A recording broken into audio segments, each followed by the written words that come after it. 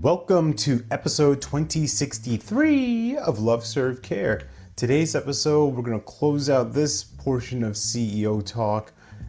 And we're going to go over ethics. You heard me mention it a couple episodes ago about the ethical process of speaking, of business building, of entrepreneurship.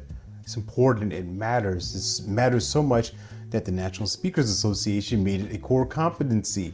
And now I'm not here just to regurgitate everything that's in the NSA world, but I want to make sure it translates into what you do and who you are. And if you're wondering, yeah, same shirt, still in up north, still visiting family, be back in a couple of days.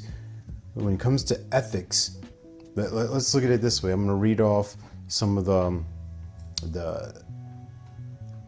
verbiage here from the NSA site directly related to ethics. So here's what they have to say about this.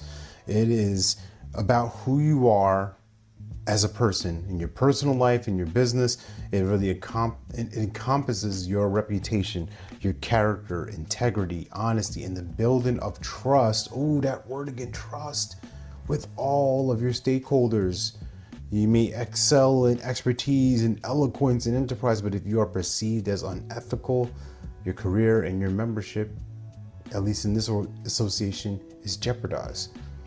So let's think about what ethical means for a moment.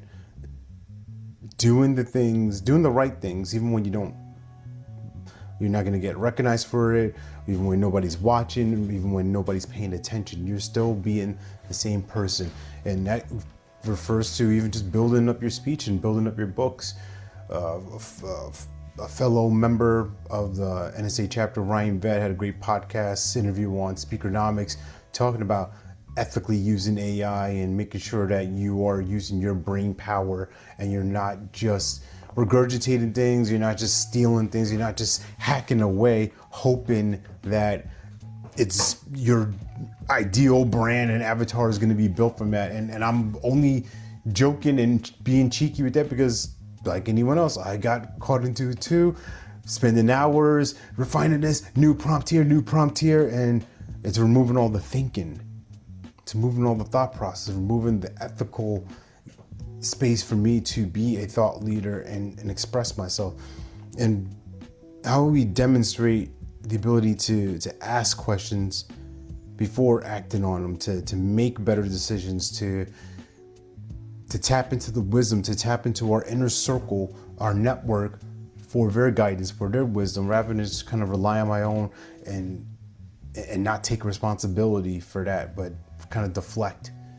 So how can we be more ethical in our businesses as a chief ethical officer? Remember that you're born to live your life in abundance. You're the master of your future, you control your freedom, and you have complete dominance of your thoughts, your emotions, and your habits. Take care, God bless, stay blessed.